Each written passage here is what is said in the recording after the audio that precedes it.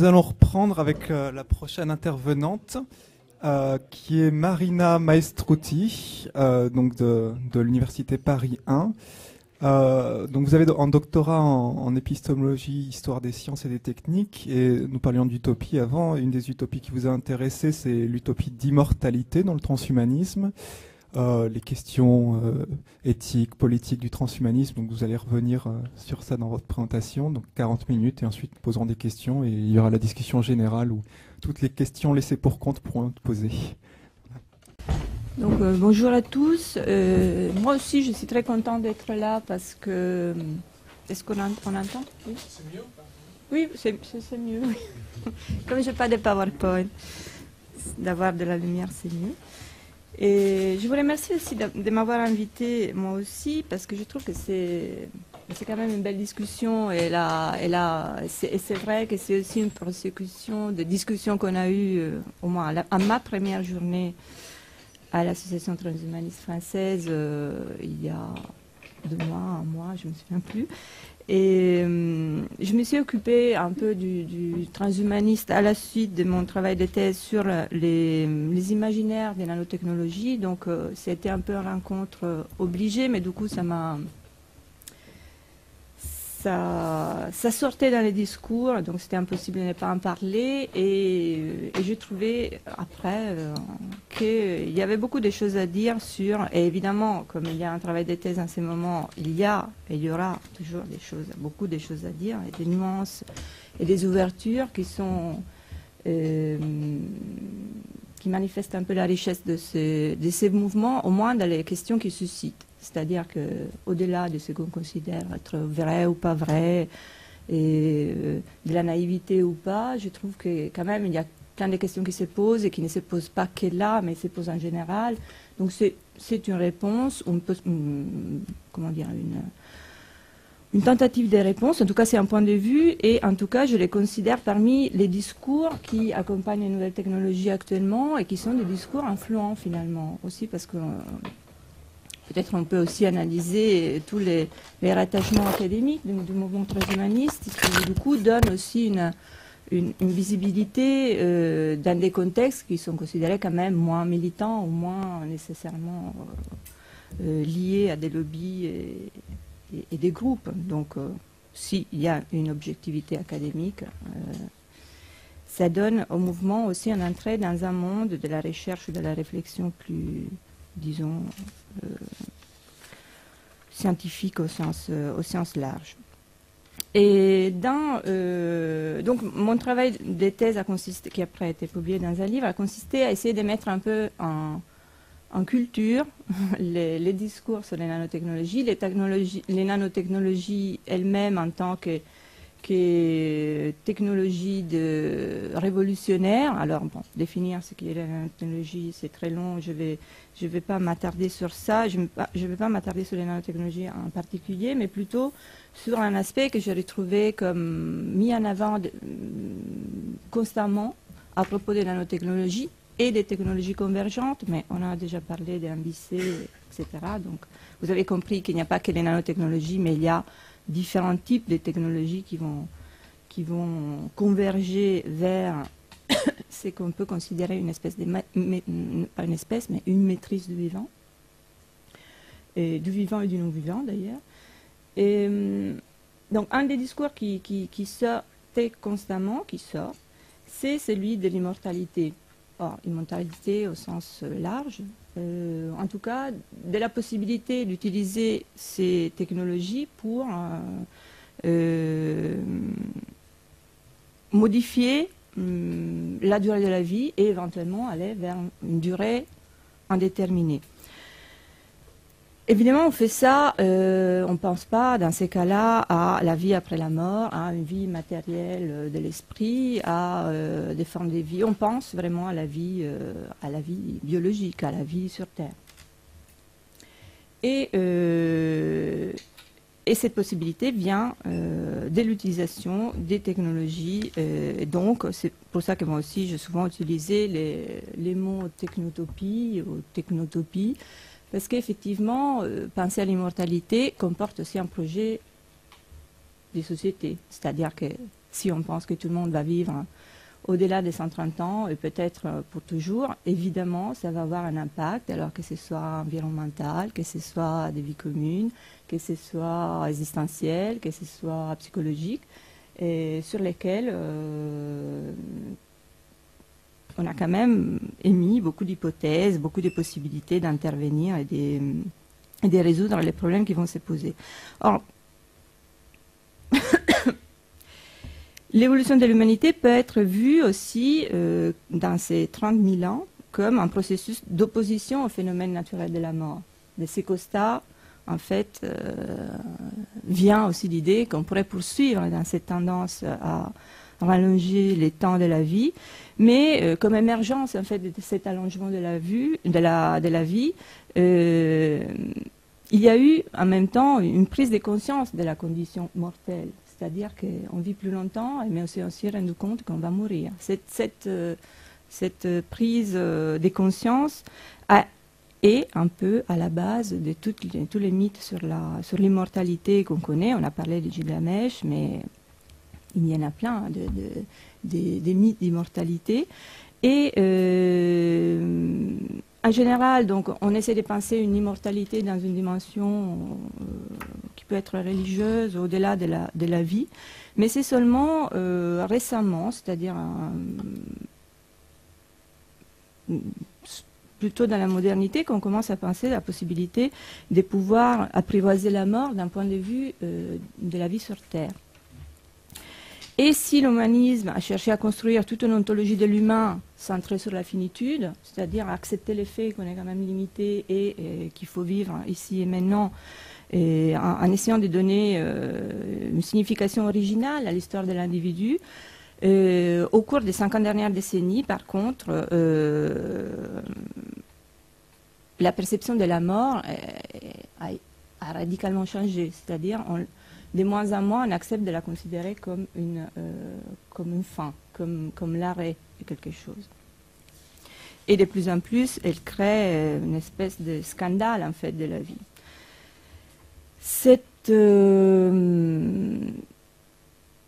En essayant de voir, en fait, quels sont comment la conception de la mort s'est modifiée dans l'histoire, on peut dire que dans l'entrée dans la modernité, pour ce que la modernité représente comme message, c'est-à-dire très lié à la notion des projets, non seulement de progrès, mais plutôt de projets, c'est-à-dire quelque chose qui se projette toujours vers un avenir. Alors, ça peut être un projet technologique, mais ça peut être aussi un projet de vie. Dans cette idée moderne des projets, la vie humaine elle-même est un projet. Elle est toujours considérée comme une potentialité inépuisée. C'est-à-dire on peut toujours trouver une manière de faire recouler les temps de la fin parce qu'on est comme une flèche dans une seule direction. Ça peut être aussi l'idée de progrès dans ces cas-là, qui a une visée à très long terme, dans laquelle il y a toujours une œuvre à réaliser, toujours des talents à exprimer, toujours un monde à modifier. Vous voyez même actuellement, quand on parle du troisième âge, la vieillesse, on ne montre jamais des personnes qui sont dans des situations d'immobilité, de démence, etc., mais toujours des personnes relativement jeunes, même avec des traits relativement vieillis. Mais on pense toujours en termes, qu'est-ce que vous allez faire maintenant? Quel est votre projet de vie maintenant? Et donc on construit constamment des projets de vie et on marche en fait dans cette perspective. Ce qui certains ont défini comme un déni de la mort ou un oubli de la mort, c'est-à-dire on ne prend jamais en considération la mort comme un horizon possible. Et on pourrait aussi toujours en restant lié au discours sur la modernité et la postmodernité, on pourrait toujours considérer cette idée de l'abandon de la mort ou de l'éloignement de la mort comme une des idées d'émancipation qui ont caractérisé les grands récits, disons, de la modernité, si je reprends les termes des grands récits au sens de Jean-François Lyotard. C'est-à-dire que parmi l'émancipation de l'ignorance et de la servitude, l'émancipation de l'exploitation, de l'aliénation, l'émancipation de la pauvreté, il y a aussi maintenant l'émancipation, et d'ailleurs les discours transhumanistes reprend surtout dans les termes académiques cette idée de l'émancipation, c'est-à-dire il poursuit l'idée qu'on doit s'émanciper de plus en plus de tout ce qui est restreint ou de tout ce qui contraint en fait la vie humaine, que ce soit ses limites physiques, que ce soit ses limites psychologiques, mentaux, etc. Donc on peut dire que se libérer de la mort, c'est une forme d'émancipation, s'émanciper de la mort, ça devient un peu l'idée.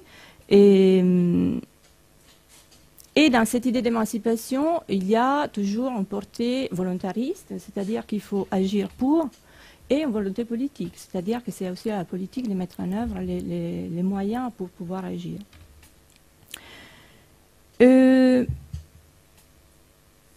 Dans cette évolution de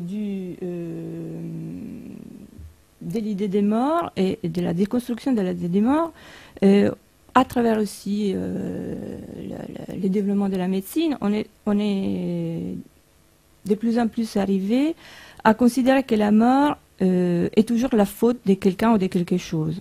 C'est-à-dire que, comme elle ne peut pas être considérée inévitable, il faut toujours trouver les responsables, la cause particulière qui peut relever soit de la responsabilité individuelle, soit justement du traitement médical. Et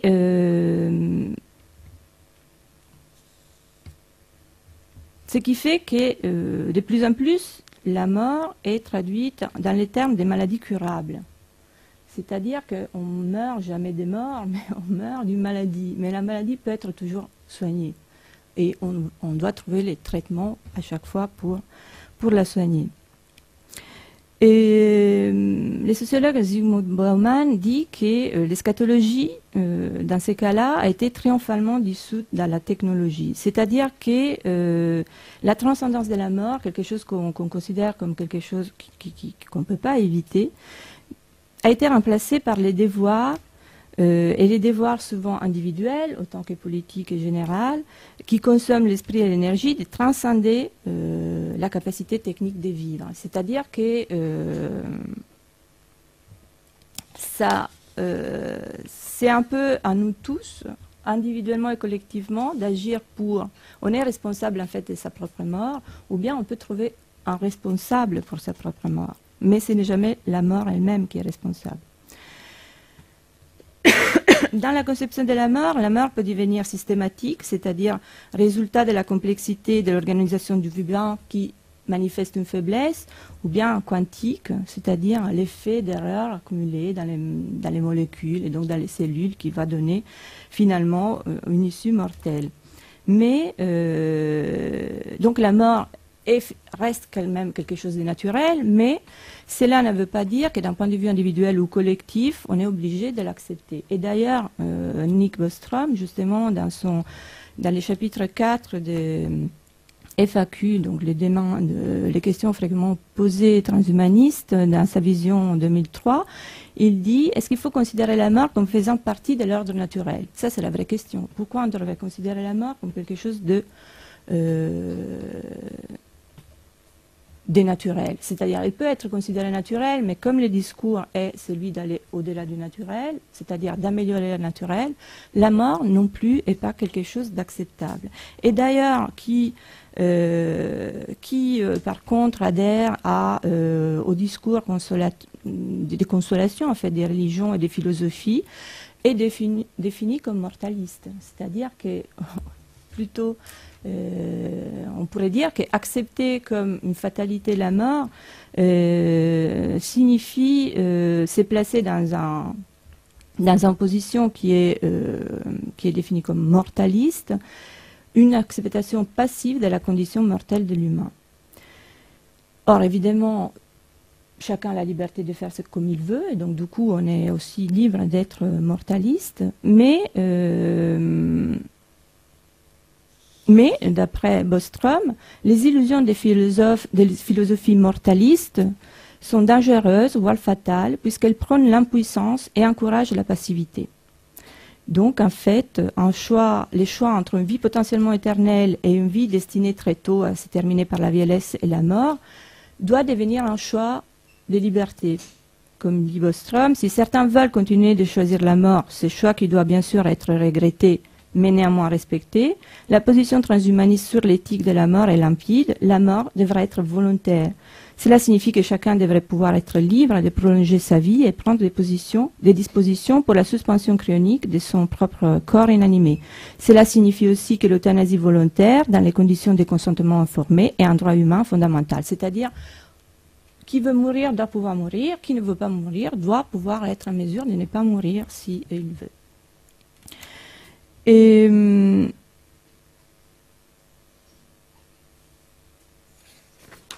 ce qui relève un peu à dire aussi que mourir devient une forme d'anormalité de la vie, pas vraiment. C'est pas les choix les plus logiques, disons. C'est un choix. Or, un discours qui est très présent chez les transhumanistes, un discours plutôt pratique, au moins ce que j'ai pu remarquer, c'est qu'en fait, il faut garder son propre corps en santé.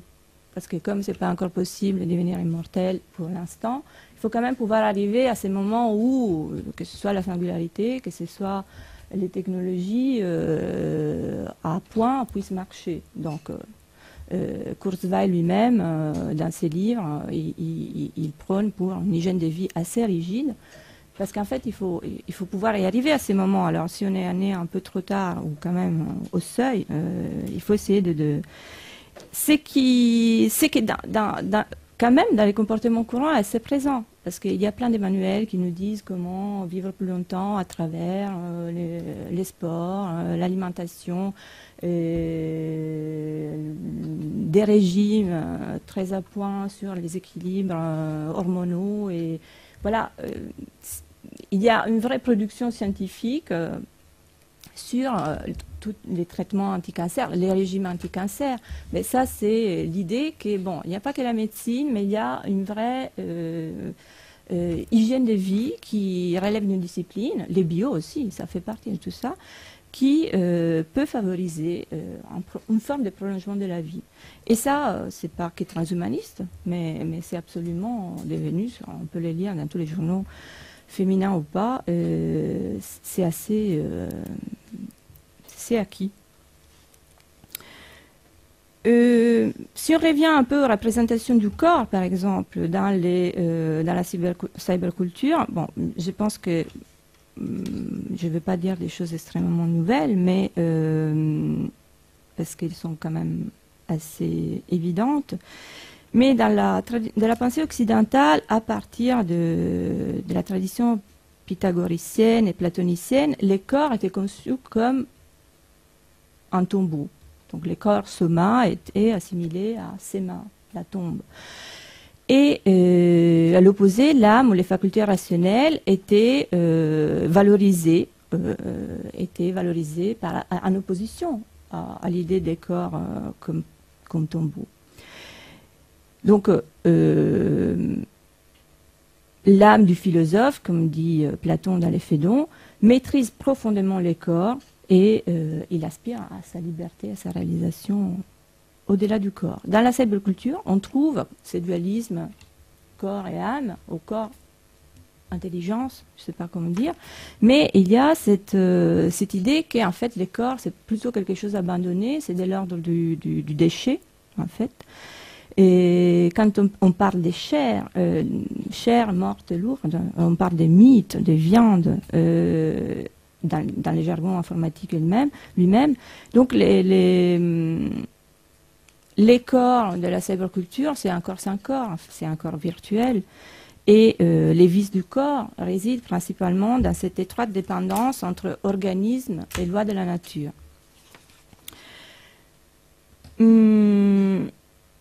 C'est pour ça que c'est aussi possible de penser à un support autre que les corps. Je veux dire, les supports de la vie n'est pas nécessairement notre corps humain, ni notre corps biologique.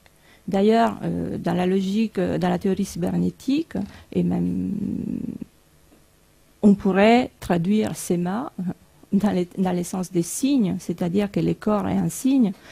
Et dans l'idée de la convergence technologique, c'est un peu dans le même sens qu'il est interprété. C'est-à-dire, plus que signe, c'est un code informationnel. Connaître les codes de la grammaire qui font un système complexe assure une compréhension de ce qui peut se traduire en action de fabrication et de modification. Donc si le corps a un code, les codes, je peux les modifier.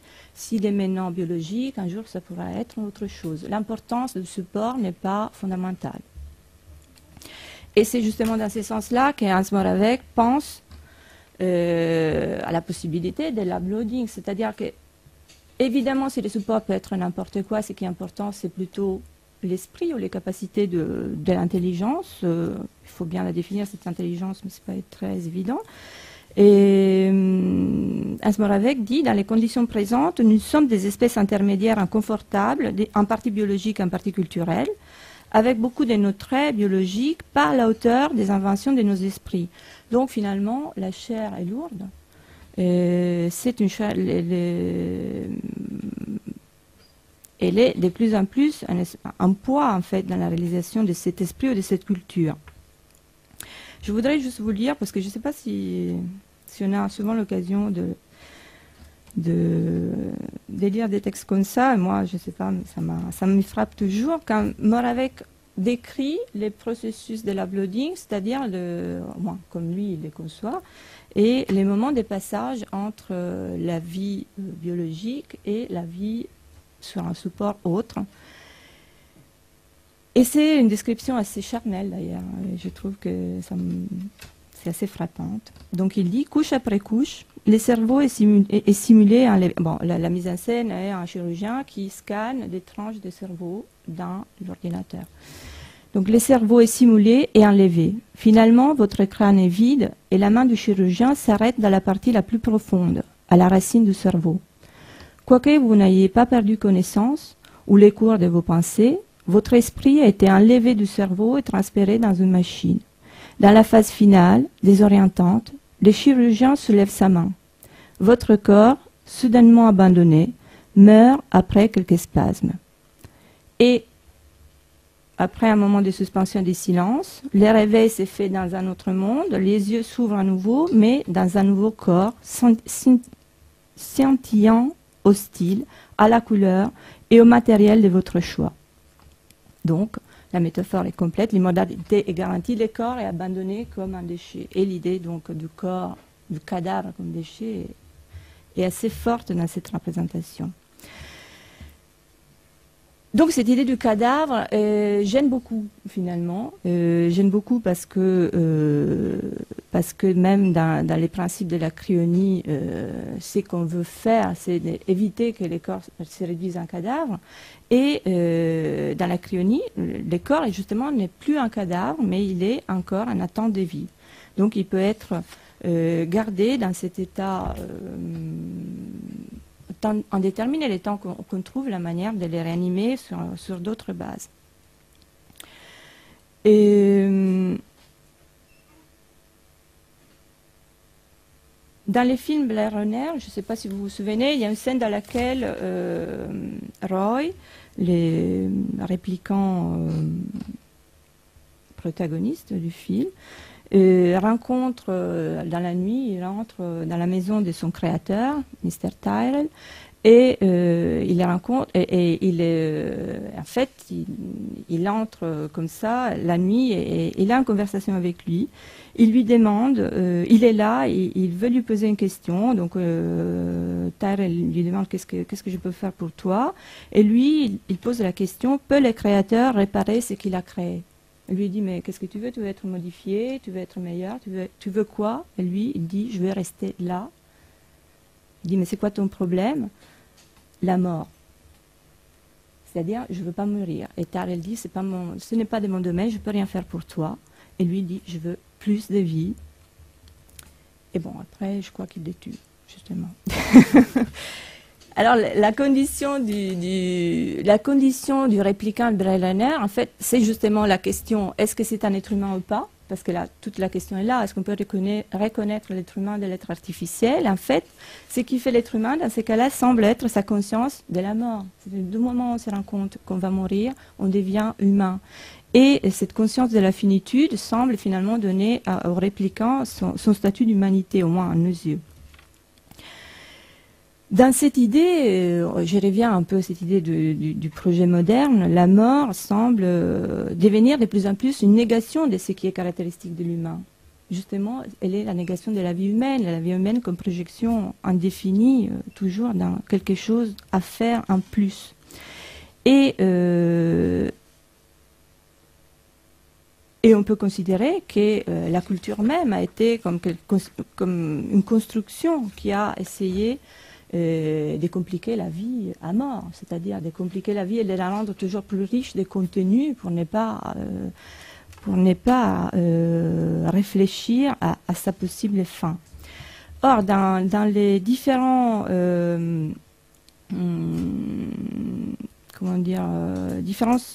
différentes théories récentes qui ont été prospectées pour faire face au problème de la mortalité.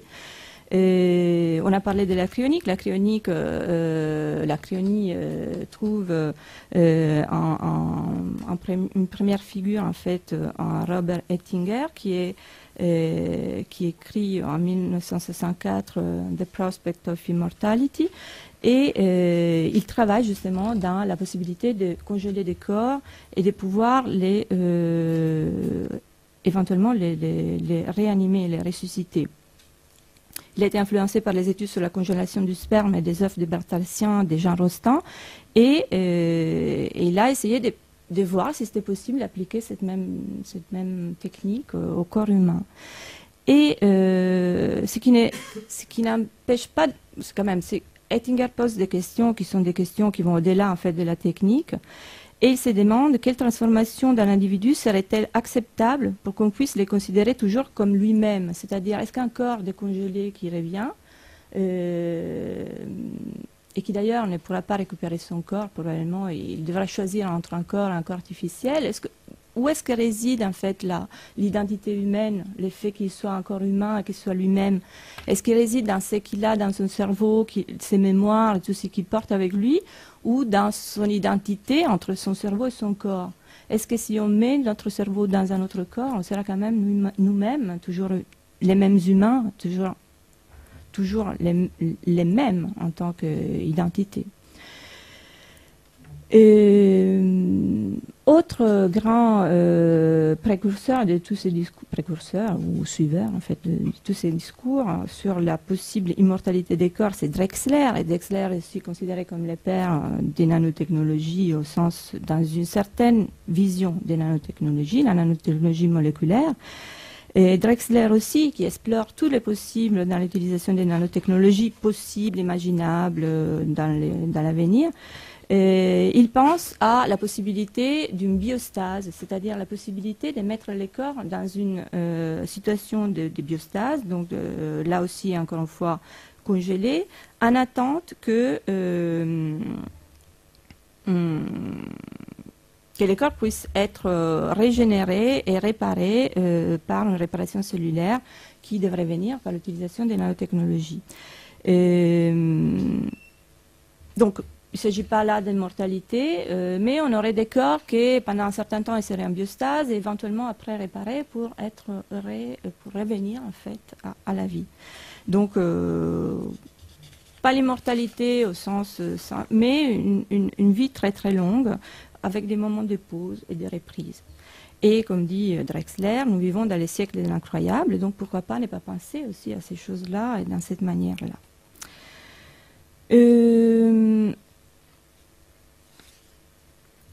Et on arrive à d'autres. Les sociétés cryoniques sont des sociétés qui sont présentes un peu partout, mais sont présentes aussi en France depuis un certain moment. Donc c'est un mouvement qui trouve, alors originairement plutôt américain, mais non, il prend un peu plus d'ampleur. Et parmi il y a plusieurs scientifiques qui soutiennent ce type de projet. Ray Kurzweil, Marvin Minsky, Gregory Stock, qui est directeur du programme Médecine, Technologie et Société à l'Université de Californie de Los Angeles, ou même Aubrey de Grey, qui a été cité, et qui est à l'origine de ce projet SENS, Strategies for Engineering Negligible Senescence, c'est-à-dire pour une extension radicale de l'expérience de vie. Plein de problèmes vont être posés par cette idée d'immortalité. Ils sont explorés par Aubrey de Grey, par Drexler, un peu par tout le monde. Les problèmes de surpopulation, par exemple, bon, ils ne se posent pas pour Drexler parce que les nanotechnologies seront des technologies d'abondance. Donc on n'aura pas besoin... en fait, les problèmes de surpopulation sera réduit par le fait qu'on aura quand même les moyens pour nourrir tout le monde et éventuellement on aura les moyens pour aller coloniser d'autres planètes, donc ça ne se pose pas. Même la tendance à la stagnation culturelle d'une population trop vieillie, c'est pas un problème non plus, ni même pour Kurzweil, parce qu'en fait, avec les nanotechnologies, on pourra toujours rajeunir le cerveau. Parce qu'en fait, un problème, c'est une société vieille qui ne mise plus sur les projets, qui n'a plus cette activité des défis de l'avenir. Mais si on maintient aussi un cerveau jeune et capable de se projeter, agile et prêt à la nouveauté, ben, là aussi, on n'aura plus ces problèmes non plus. Et en plus, la perspective d'une longue vie pourrait enfin diminuer l'agressivité entre les hommes, parce qu'ils ne sont plus angoissés de devoir mourir, et ils pourront plutôt coopérer et pour tous profiter d'un bien-être, d'une vie plus longue, dans un monde donc qui sera pour cela protégé, préservé et soigné. Ray Kurzweil aussi, vous le connaissez tous, dans un livre en 2004, Serons-nous, traduit en français, je crois, Serons-nous immortels. Il conçoit l'immortalité comme un passage des ponts, en fait, comme des moments de passage, se projette dans l'avenir. Et il faut traverser des ponts. Les premiers ponts, c'est que je disais, il faut utiliser les connaissances actuelles pour prolonger l'existence maintenant, mais la perspective est celle de pouvoir rejoindre les moments où on pourra avoir le plus de bénéfices de la technologie au fin de la longévité. Deuxième pont consiste à mettre en œuvre des techniques biomédicales déjà en cours de développement, mais les potentier, donc thérapie génique, clonage thérapeutique, cellules souches somatiques, etc., pour prévenir les vieillissements et détecter les maladies. Et troisième pont, le dernier, ça sera l'utilisation des nanotechnologies et de l'intelligence artificielle. D'ailleurs, si vous allez sur le site de Robert Freitas, il y a plein de futurs possibles dispositifs qui seront censés entrer dans nos corps, modifier, les transformer, les dépurer, les potentier, et comme les microvivores et les respirocytes, c'est-à-dire toute une série de dispositifs qui vont se substituer à nos fonctions biologiques, qui vont les rendre extrêmement plus efficaces.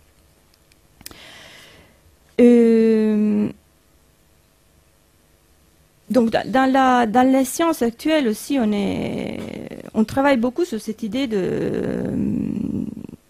d'une appréhension de l'idée des morts prise par d'autres, en particulier par l'activité de la cellule, et les travaux de l'immunologue français Jean-Claude Ameisen sur la sculpture des vivants. Et ça va un peu dans ces sens. Ameisen met en évidence le fait que la mort des cellules est garante de la naissance de l'identité parce qu'elle permet la mort des cellules permet la naissance d'autres cellules, disons. Et en fait, elle fait partie de la vie de l'être vivant depuis les premiers instants et constitue une des forces qui vont sculpter l'individu en lui donnant sa forme. Or, s'il n'y a pas des cellules immortelles, on peut quand même suivre toujours les rêves de les reconstruire. Coupler les signes de vieillissement cellulaire, là je vous cite Ameisen, coupler coupler les signes de vieillissement cellulaire au déclenchement du suicide, augmenter les capacités fonctionnelles des cellules aux dépenses de leur longévité, récomposer sans cesse notre corps, les transformer encore plus qu'il ne l'est, en un fleuve dans lequel jamais on ne peut se baigner deux fois, favoriser l'éternel recommencement. Donc on peut concevoir la mort des cellules, mais on peut aussi concevoir l'effet qu'on peut stimuler ces processus de création, de récréation, de manière à pouvoir penser, même d'un point de vue biologique, à l'immortalité. J'ai cité la notion d'immortalité enfin dans mon titre, et j'ai fait référence à Edgar Morin, qui a écrit un livre fondamental, en fait, je trouve, dans des années où la mort n'était pas vraiment au centre de la réflexion sociologique, L'homme et la mort. Et il est revenu constamment sur son livre en l'enrichissant à chaque fois d'une postface ou d'une préface renouvelée. Alors, il y a une... c'est très intéressant en fait de les lire dans toutes ces postfaces successives, parce qu'il y a plein de réflexions sur sa vision sur la mort. C'est un travail constant en fait qui a pris toute sa vie et qui prend aussi sa vie actuelle. D'après Morin, en fait, la mort arrive toujours soit trop tard, soit trop tôt. Trop tard, ou en même temps, trop tard et trop tôt. Trop tard parce que la spécialisation de l'être humain est précoce et bloque toute la plasticité et la générité, donc on vieillit. Et donc elle arrive trop tard parce qu'on est déjà dans une situation assez souvent, si elle arrive à un temps plus ou moins avancé, on est dans la déchéance en fait physique. Trop tôt parce que l'allongement parallèle de l'enfance et de la jeunesse repousse de plus en plus la réalisation du projet de vie et donc ralentit considérablement les temps de l'auto-épanouissement et de l'auto-réalisation. Donc on a toujours l'impression de mourir trop tôt. Et maintenant, si on meurt à 80 ans, on dit, bon, oui, c'est vieux, mais pas si vieux que ça. Donc, pour Morin, il ne s'agit pas de l'immortalité, mais plutôt d'une amortalité, quelque chose de... et là, on peut penser à ces formes une forme de vie future. Comme dit Morin, on peut ainsi présager pour les humains à venir, non certes l'accession à l'immortalité, mais plus qu'une prolongation indéfinie de la vie, donc une espèce d'amortalité qui doit être quand même accompagnée d'une désénescence, c'est-à-dire d'une régénération incessante de l'être vivant dans toutes ses facultés. Évidemment, les problèmes, pour conclure, les problèmes, c'est un peu là, c'est la désénescence de mon point de vue. Morin disait aussi, en 70, par rapport à ce qu'il dit là en 2002, c'est-à-dire qu'on peut penser à une forme de vie d'immortalité ou de démortalité de manière concrète aussi à la suite de la lecture d'Amundsen. En 70, il disait croire en l'immortalité et croire en l'immortalité justifiée cette fois avec les arguments de la science équivaut à écrire les derniers chapitres des mythes de la mort, à perpétuer les discours mythologiques de la non-acceptation de la fin.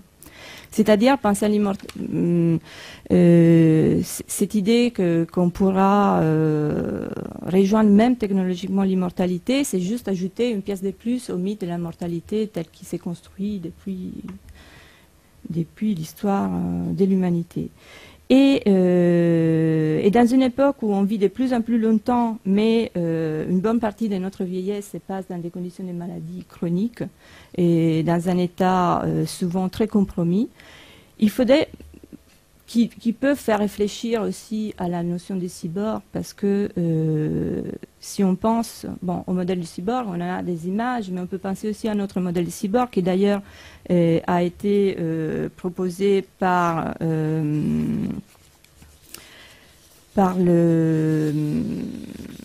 un des auteurs même qui ont un peu argumenté à propos du cyborg, c'est Chris Abel Gray, dans Cyber Citizen. Gray dit que les véritables mariages entre l'humain et la technologie, c'est la mort. Et bon, je n'ai pas eu de faire un PowerPoint, mais si vous pensez à un être en fin de vie ou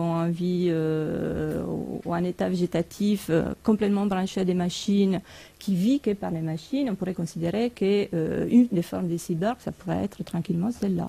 On n'est pas que des cyborgs super augmentés, mais là c'est une forme d'augmentation aussi, c'est-à-dire qu'un être qui normalement pourrait peut-être pas survivre, il peut survivre grâce à l'intervention technologique, mais de quelle vie il s'agit ou de quelle mort il s'agit, ça c'est plus problématique. Donc si on réflexion sur les formes de vie à faire, elle peut se faire peut-être à partir de l'acceptation de la fin, c'est-à-dire Morin même dit on ne peut pas penser à l'immortalité, il faut penser à la fin. Mais peut-être une fin qui est objectivement, au moins pour certains pays, au moins dans certaines sociétés, de plus en plus lointaine. Et on peut aussi peut-être penser à une forme d'amélioration de la vie, mais alors dans les cas plutôt qui ne soit pas que biologique ou technologique, mais aussi social et politique, qui ce soit aussi en considération qu'une bonne partie de notre population future sera une population vieille, et nous-mêmes, probablement. Et il faudra peut-être réfléchir en termes d'amélioration de la vie, ou plutôt en termes d'amélioration de la vieillesse, au sens, en termes de ne pas chroniciser cet état de maladie chronique, et trouver des manières pour éviter en fait cette prolongation de la vie dans des états qu'on connaît, des dégradations totales. Donc, finalement, accepter la fin de la vie, ce n'est pas nécessairement accepter que la fin arrive trop tôt, mais c'est peut-être aussi une réflexion sur ce qu'on considère une vie et aussi une mort digne d'être vécue. Alors j'aurais deux questions. La première, ça concerne un petit peu l'éthique en quelque sorte. Et c'est quel genre de parti pris moral en fait qui nous conduit à penser que le bien-être serait en quelque sorte proportionnel à l'espérance de vie?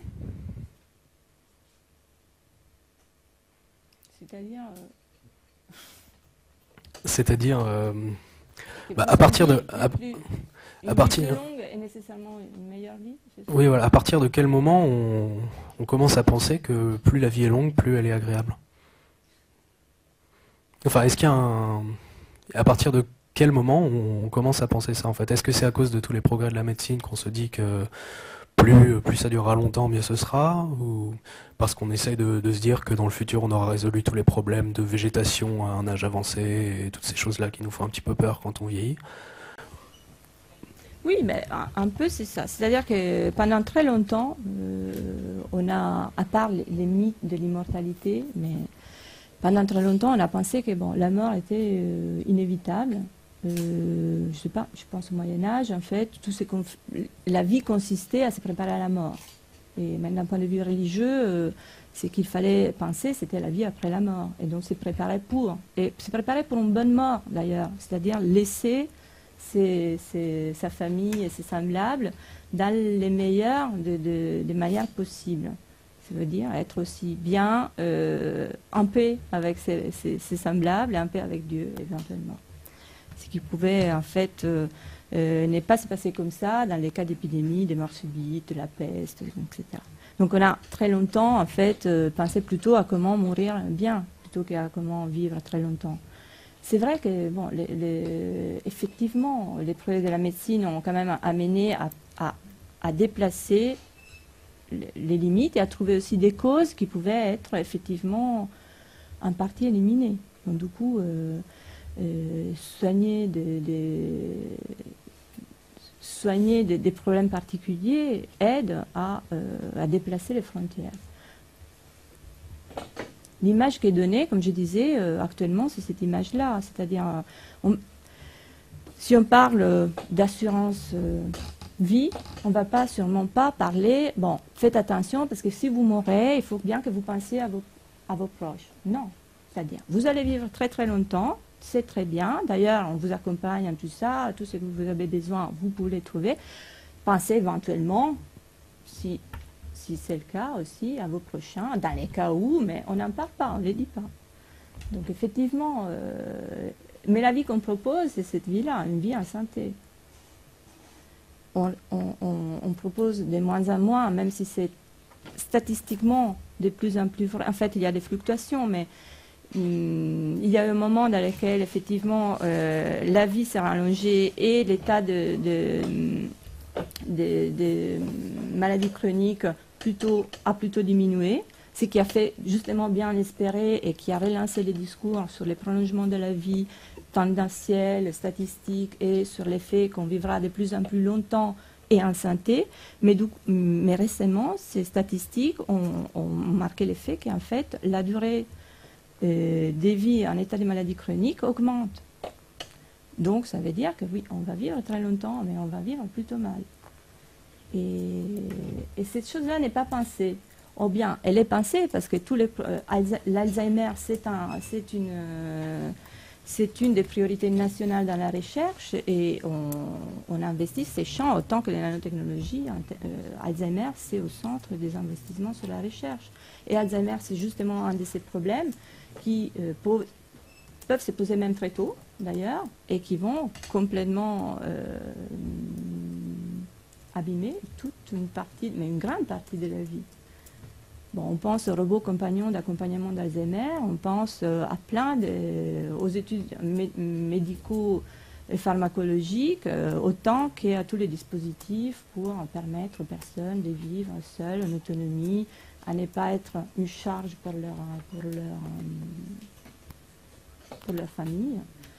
Et il y a un énorme discours sur ça, toute la technologie développée pour la gériatrie, ce qu'on appelle gérontechnologie, consiste dans l'idée de maintenir le plus longtemps possible l'autonomie des personnes à travers des dispositifs technologiques d'accompagnement qui peuvent aller de la maison domotique à la téléalarme, à plein de... Donc, on renforce beaucoup le discours sur l'autonomie, mais l'autonomie, bon, existe jusqu'à un certain point. Après... D'accord. Alors, la deuxième question, c'est aussi un peu la même question. Pourquoi voudrait-on l'immortalité, en quelque sorte? Sauf que, en fait, si on s'imagine qu'on a réalisé l'immortalité, à quel genre de société ça pourrait bien aboutir? En supposant qu'on a supprimé tous les problèmes de santé et qu'on a quelque chose de stable. À quel genre de société ça produirait? Est-ce que ce serait pas une société où tout est dilué dans le temps, puisque après tout on a le temps de faire les choses, donc plus rien ne se fait au jour le jour et on délaye tout et on est une société lente, une société zombifiée en quelque sorte. Enfin, je trouve que c'est très dérangeant comme... Effectivement, les immortels, c'est des êtres, ils sont revenus à un état presque végétal, qui sont immortels, mais en fait, ils n'ont pas de vie. Justement parce qu'ils ont la vie immortelle. Bon, en fait, l'immortalité, c'est comme une forme de non-vie. Ben, c'est ça les problèmes. Justement, les problèmes qui se posent, au moins dans cette perspective-là, c'est un peu ça. Qu'est-ce que ça va être une vie qui ne se finit jamais? Alors moi, je pense que bon, penser immortalité, c'est peut-être pas les bons mots en général. Je trouve que ça fait très plutôt du côté du mythe et pas vraiment du côté de la possibilité. Sauf si on considère les downloads du cerveau, mais bon, dans ces cas-là aussi, il y a quand même un problème de support. Je veux dire, je sais pas, je trouve que même un cerveau dans une machine, il y a la machine. Alors, la singularité peut-être va résoudre les choses, mais comme je ne sais pas, en termes actuels, je trouve que les problèmes du support restent, même si les supports ont une machine. Et les types de sociétés, mais c'est justement dans toutes ces discussions-là, il y a plein de... Même parmi les débats transhumanistes, il y a plusieurs possibilités. Au Degré, par exemple, je pense à une société où il n'y aura plus d'enfants. Bon, ça, c'est aussi courant, je veux dire. Déjà, maintenant, les gens n'ont pas tellement envie de se reproduire. Quand ils vivront très longtemps, il n'y aura même pas la nécessité de se reproduire. C'est-à-dire que pourquoi faire beaucoup d'enfants si on est là très longtemps? En fait, une forme d'immortalité, c'est aussi vivre à travers ses enfants, si on en fait. Voilà, ce serait peut-être moins important. Il y aurait moins d'enfants, il y aurait plus de personnes, moins d'enfants, par exemple. Donc c'est aussi une manière de limiter les présences.